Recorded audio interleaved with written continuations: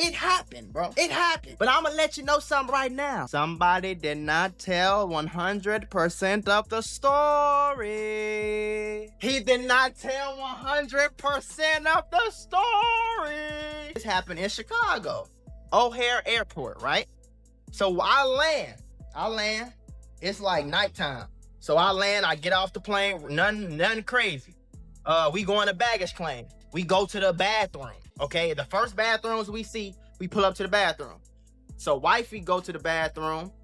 I'm standing in between. It's a men's bathroom on the left. It's a women's bathroom on the right. I'm standing in between. He says, hey, I got my 2 dogs with me. If y'all know, I got 2 little cockapos, Xena and Nova. I got my 2 dogs with me, and I'm chilling. I got 2 carry-on bags with me, and I'm chilling. Now, as I turn the corner, I see a nigga in a hood and like a little hoodie. And I see another nigga standing next to him. And I see him from around the corner. I'm like, that looks like Bloodhound Q50 himself. I said, oh snap, the Savages is in the airport. You feel me? So then we keep, as I see him, I peep him. We keep walking. She go to the bathroom. I'm in the middle with what you call it. So I'm saying I'm in the middle of 2 bathrooms with 2 of my dogs. So as that's happening, I see Bloodhound Q50, he getting closer. And I'm like, yep, that's Bloodhound. In my head, I'm like, yep, that's Bloodhound Q50. And then I look, it's somebody standing next to him. Now, the nigga standing next to him is a little tall. He about my height. I'm about 6 feet. He probably like 6'1", 6'2", or something like that. I'm like, that nigga. But he had on some Rick Owens, so he might have been cheating. I don't know. But I'm seeing another nigga tall. He got dreads. I'm looking. I say, that nigga look like Bloodhound Lil Jeff. Is Lil Jeff reincarnated from the motherfucking... I'm like, no. Turned out it was Lil Speedy. He looked just like Lil Jeff in person, gang. Just like Lil Jeff. I'm like, bro, that's y'all cousins. What's up? So now they start walking towards me. By the time they start walking towards me, I'm already posted up like in the middle of the 2 bathrooms. So they walk towards me. I hear Bloodhound Q50. He say some. That's the dude on YouTube or something, right? Then I hear Lil Speedy. He say, oh, that's him. You kind of laugh or whatever. And then they walked up on me, and they was like, hey, bro, right? Now, this the part that he not telling the fullest part of the story, okay? They walked up to me. They say, hey, what's up, bro? I put my hand out. I said, oh, it's the I swear, it's just like this. No matter how many times you tell me to tell this story, I'm going to tell the same story because this is exactly how it happened. I said, it's the Savages? It's the Savages? I put my hand out to shake my hand. Q50 walk up a little close. He said, nah, I don't even want to shake your hand right now, folks. I say, damn, all right. I said, what's up? He was like, listen, bro, I fuck with you. That's the first thing that came out his mouth was, listen, bro, I fuck with you. Oh, God. What they say, wallahi, nigga, God can come strike me down at this moment if I'm lying, bro. I swear that's the first thing that came out Bloodhound Q50 himself mouth. He said, I fuck with you, bro.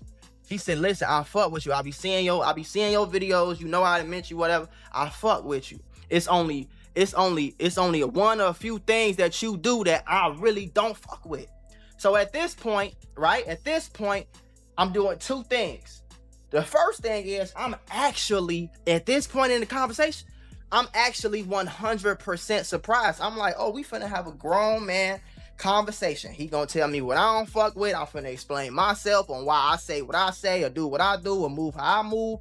Try to get him to kind of figure out my mindset. I'm gonna figure out his mindset and what he don't fuck with.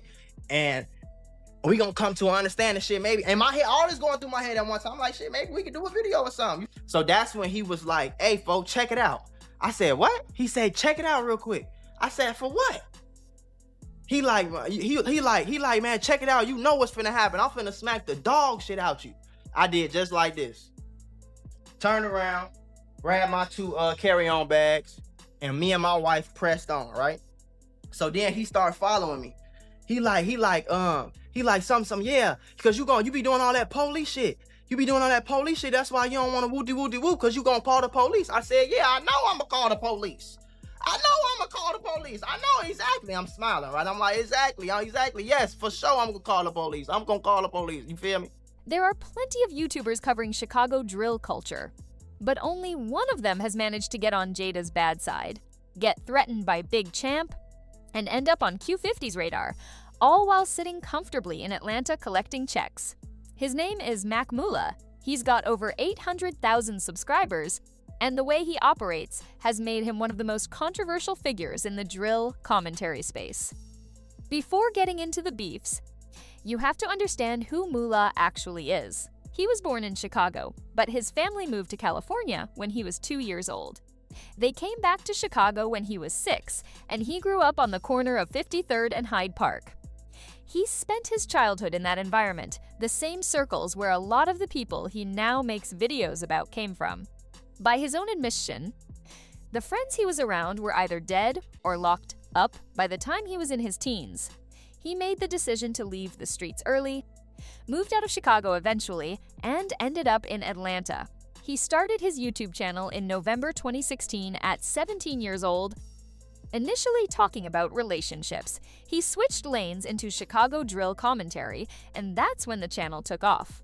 Over 2,000 videos later, he's become one of the most consistent creators in that niche. But the more prominent he got, the more he started catching smoke from the same people he was reporting on. The first major beef came from Jada, the older sister of young rapper Lil 50. When Lil 50 was killed, Jada went on Instagram live in an emotional state, saying what a lot of grieving family members say in those moments, threatening money on heads, making statements about getting even.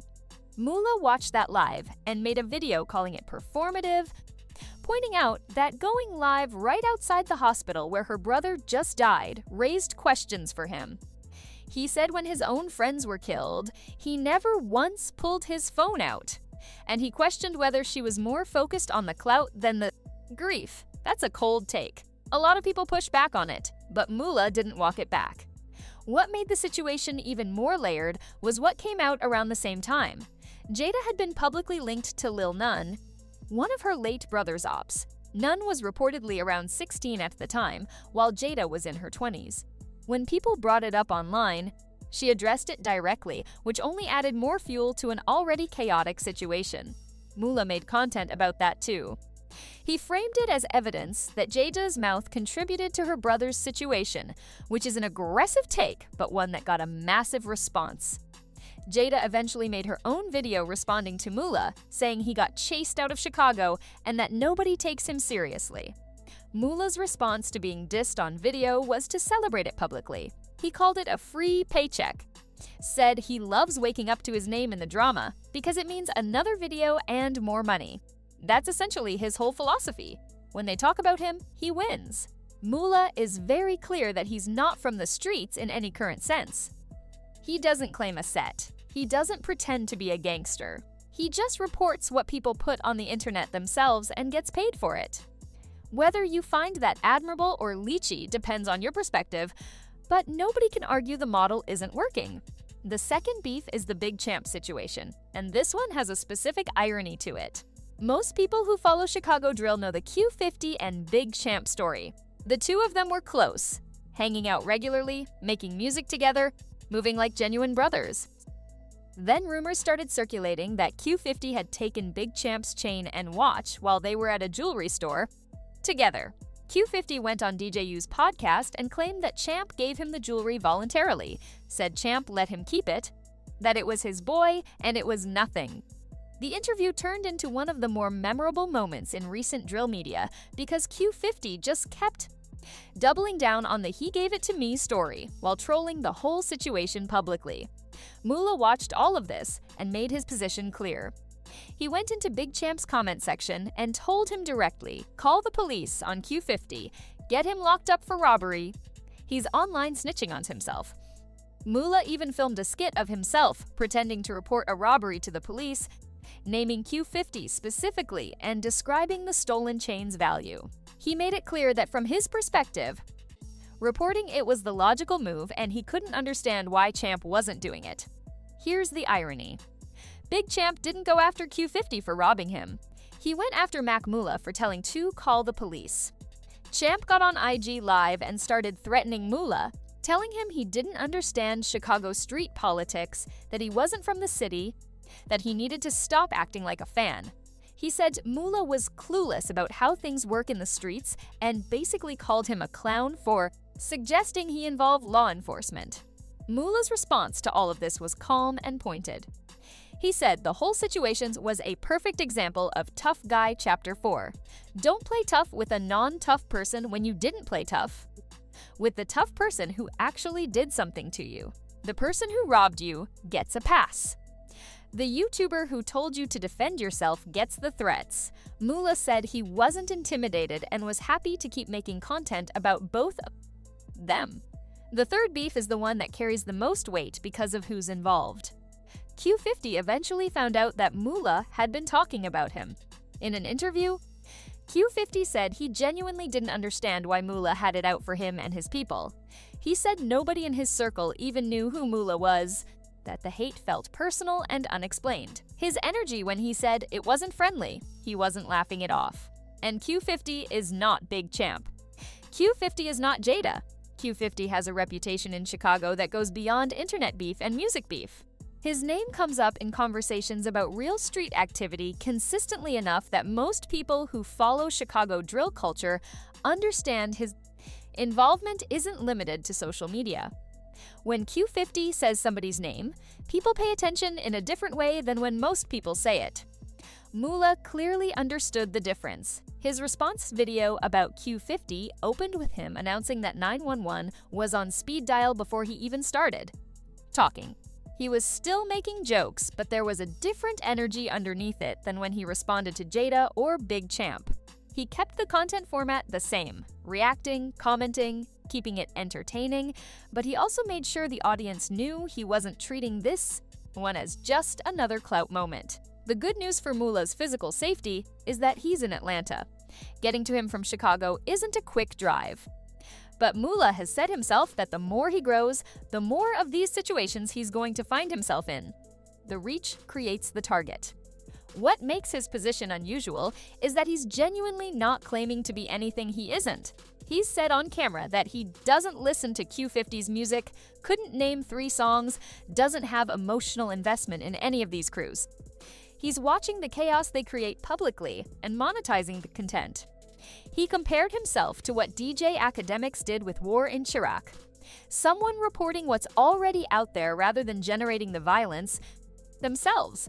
The difference Moolah draws is that he actively tries not to glorify the lifestyle. Whether that distinction holds up when the content is viewed from the outside is a legitimate debate. Reporting on violence for profit and glorifying it exist on a spectrum. And where exactly Moolah falls on that spectrum is something his audience seems divided on. Some people see him as providing real journalism about a culture that mainstream media misrepresents. Others see him as someone who built a business off other people's worst moments. But one thing is hard to argue with. When Jada made a video about him, he gained subscribers. When Big Champ threatened him, he gained subscribers. When Q50 mentioned his name, he gained subscribers. The formula is working. Every enemy he makes becomes content, and every piece of content becomes money. The question is how long you can run that formula in a scene where the consequences of saying the wrong thing can go well beyond losing followers. Drop a comment. Do you think Mac Moolah is providing a service by covering this culture? Or is he out of line for profiting off it?